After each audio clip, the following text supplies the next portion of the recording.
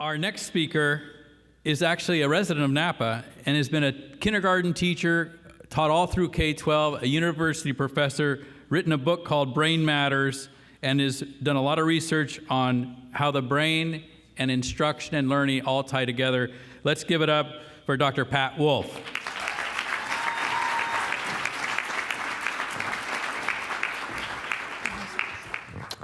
I've been in education since the ice was melting. And I've watched so many things come and go. Some of them were excellent and dropped. Some of them were downright silly.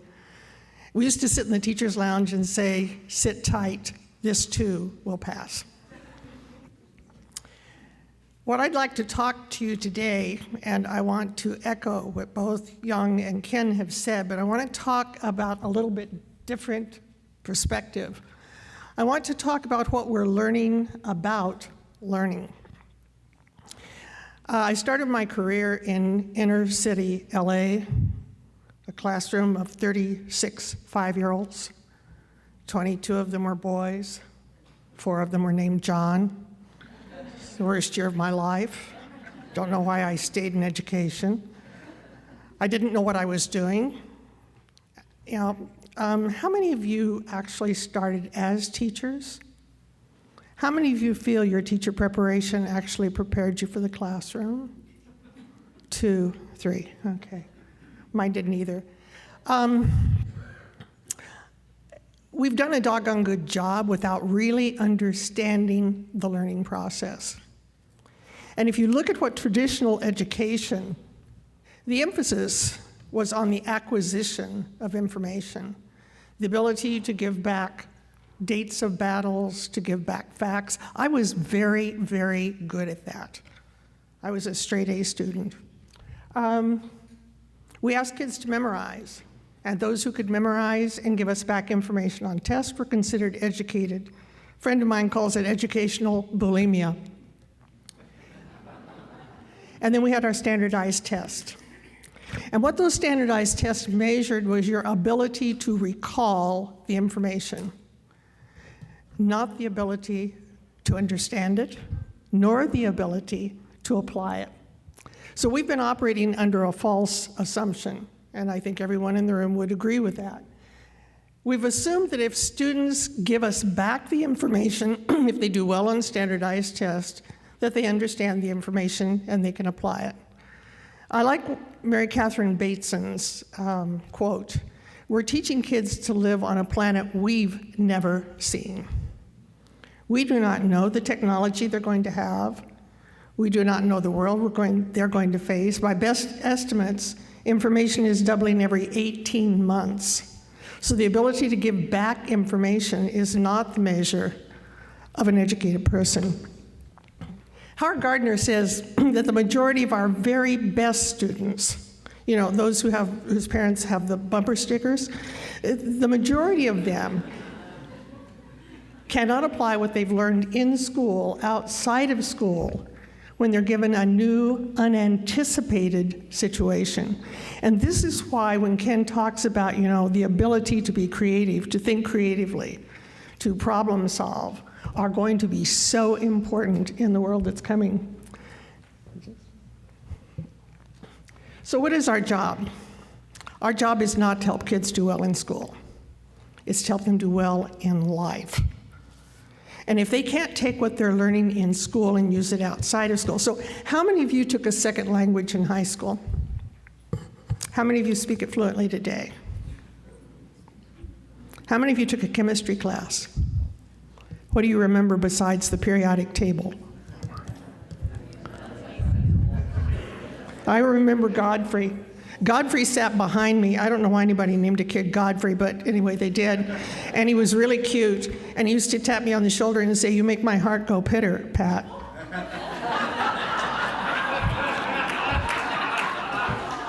That's all I remember from chemistry.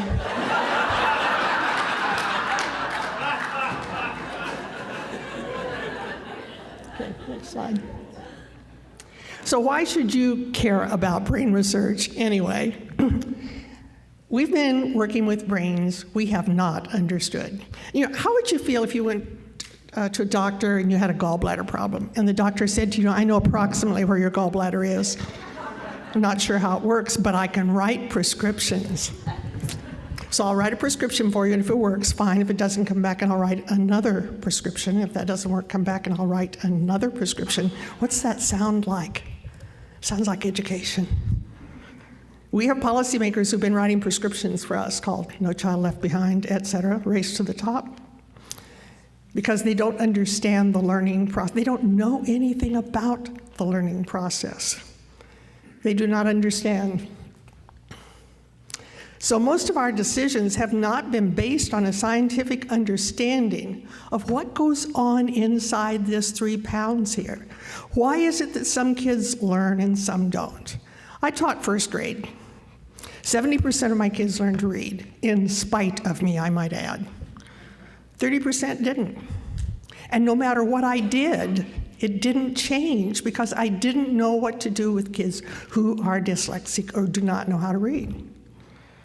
I didn't know what to do with kids. We had no autism or ADHD labels, but I had those kids, and I had no idea what to do about it.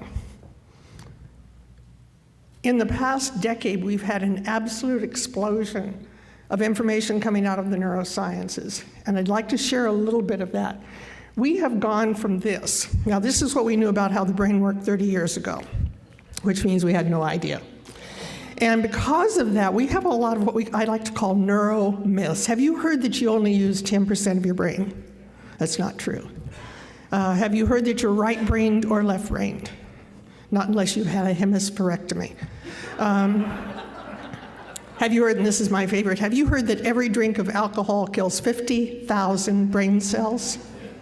How would they know that? There'd be no way to measure that. If you are over the age of 25 and not pregnant, it does not kill brain cells, okay? And I don't say that because I live here. Right? Now, we've gone from that to this. And while this is a bit daunting, just let me tell you, this is the work of Dr. Sally Shaywitz at Yale, who is studying dyslexia. Using a brain imaging technology called functional MRI, which shows not only function but structure of the brain, you will see on the left non-impaired readers. And the darker the area is where you see more activity. And you will notice that in the non-impaired readers, the shades of gray that you see are very different from the dyslexic readers, especially in an area which you can't see there, but it's called the angular gyrus. Now, by putting this is a very large study and a very well-controlled study. By looking at this, she saw that the part of the brain that allows you to decode words, to realize that the print on the page stands for the sounds of spoken language, is not active in a dyslexic reader. No wonder they can't decode. But that's not the end of it. Based on this information, she takes these impaired readers, tries several different, very direct, explicit instruction in phonics, phonemic awareness, phonological processing, and puts them back in the scanner and has changed the brain. Boy, do I wish I had known that with my struggling 30% of my kids that could not read. The next one. So what is learning? What is it? What's going on in the brain when you learn? Well, it's the act of literally making connections between 100 billion cells called neurons, which have little sprouts coming off of them. And right now in your brain, your neurons are firing about 1 million times a second, and you are making connections. Talk about communication. It's going on in your brain right now. Thank goodness we don't feel it. Memory, then, is the ability, memory is not stored in a place. Your ability to remember a birthday party you had when you're 5 is not stored in a place in your brain. You literally have to reconstruct it every time. And whether or not you can reconstruct it, what we call memory, whether or not you can remember, after the test, will depend on how strong the connection was in the first place, all right? So no matter how well you memorize, I taught middle school for a very short time. And the day I'm giving a test, the kids would stand outside the door till the bell rang. They wouldn't come in. But as soon as the bell rang, they'd come bursting into the room saying, "Mrs. Wolfe, just give us a test, quick, don't talk." Now, what I now realize is those kids were memorizing the information. If I started talking, it was gone. It won't be there on the planet we've never seen. All right? What the scientists are very fond of saying is neurons that fire together, wire together. Now, they don't actually wire together. Okay, next slide. This is a picture of learning. This was given to me by Dr. Marion Diamond at UC Berkeley, a very famous neuroanatomist. On the left, this is actual human brain tissue. Unfortunately, both these children died. On the left is a newborn, and on the right is a 2-year-old. Does a child learn anything from birth to 2? Actually, they do, and this is a picture of learning, of a number of connections. Now, actually, this 2-year-old has too many connections. It's called the terrible twos.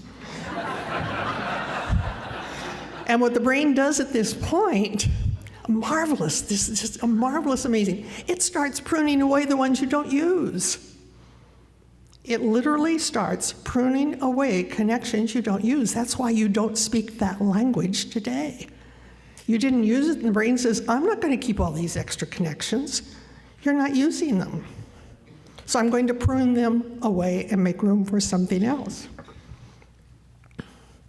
So what have we learned? But I picked some major findings from the brain research I'd like to share with you that I want you to think about as we are talking about how to reform schools, all right? And the first one is probably the most amazing, and it's called neuroplasticity. The brain you're born with is not the brain you're stuck with. Back here in the back of the brain, it's called the visual cortex. You have 300 million brain cells. What do you think would happen if a person's born blind? Now, you got to use it or lose a brain, right? What's going to happen to those 300 million brain cells back there? Well, what we always thought was, well, they probably atrophy. They're not used. They don't. They literally change their function. They become auditory cells and tactile cells. This is why people who are born blind have more acute hearing and tactile sensation. Dr. Helen Neville, University of Oregon, has done some fascinating work with people who are born deaf and discovered that they have increased peripheral vision. The brain, within certain limits, is very malleable.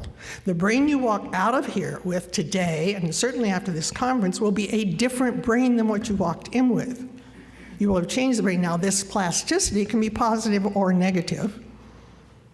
You know, and when you look at, say, technology, which is a tool, you know, and you look at some of the studies, it depends on how the technology is used, whether or not the changes, the plasticity in the brain, are for the better or for the worse.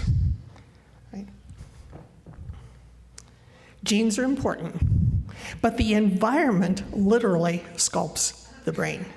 What's going on in the classroom? You know, I talked about the butterfly and the coaching of the kids. What goes on in the classroom is literally sculpting brains. I tell teachers, you know, you're not just teaching. You are literally physiologically shaping brains by what you do on a day-to-day basis or what you don't do on a day-to-day basis. I volunteer 2 days a week in an elementary school here in Napa. And I have for 2 years. Boy, it's been good for me to be back in the classroom. It's taken me down several notches. They don't have 20 kids in first grade now. In many schools, they have 29 or 24. I used to say you don't teach 29 kids, you herd them. All right? What I see happening in classrooms is that teachers are so concerned with getting those scores up that no matter how much they would like to spend their time on creativity and collaboration and communication, they feel hampered. Teachers are frustrated, and I can tell you that many of the children are very frustrated because they can't meet those goals. And I'm not putting the teachers down. I have twin grandchildren at this school, and they both have wonderful teachers, and I admire them. They are doing a fabulous job with many, many constraints put upon them by the entire system. The second thing, when your brain makes connections, they happen at what we call synapses, and there's electrical currents within the cell, but between the cells, chemicals flow. So your connections are literally made both electrically and chemically. Your brain makes over 100 different chemicals that it uses at the synapse. We call them neurotransmitters. Neuro means mind, transmits, and you've heard of them. Have you heard of dopamine, serotonin, endorphins? All right, these are chemicals that the brain produces and uses to make connections. Dopamine is one that has been studied tremendously because it is involved in addiction. So, first of all, what's the main purpose of a brain anyway? Why do we have one? It's one word. It's survival. We have a brain to keep us alive. So what your brain does is it produces a chemical called dopamine that's a really feel-good chemical, makes you feel really good. When you engage in certain behaviors that increase your chances of survival, dopamine is released and you feel good. Okay? I'm here to tell you that the brain does not think that writing a 5-paragraph essay is a survival issue, nor solving quadratic equations. We've got to figure out a way where they do become.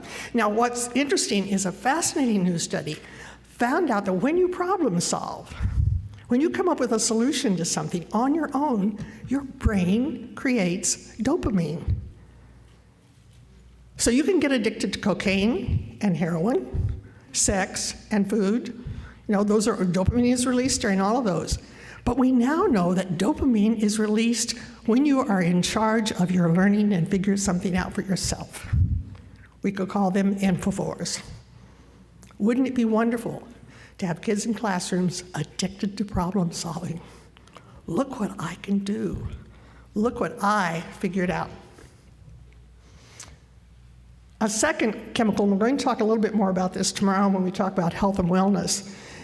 But when a brain perceives to be in a threatening situation, you go into what is often called the fight or flight response. And during the fight or flight response, 2 major neurotransmitters are released, cortisol and adrenaline. And what they do is they ready your body to fight off the saber-toothed tigers. We have the same system, the fight or flight response that was probably in our ancestors when they lived in caves. All right. Unfortunately, the brain does not distinguish between actual physical danger and psychological danger. So your heart rate goes up, your lungs produce more oxygen, you get more blood out to your hands and your thigh muscles and your feet so you can run or strangle the tiger if you can't run, whatever.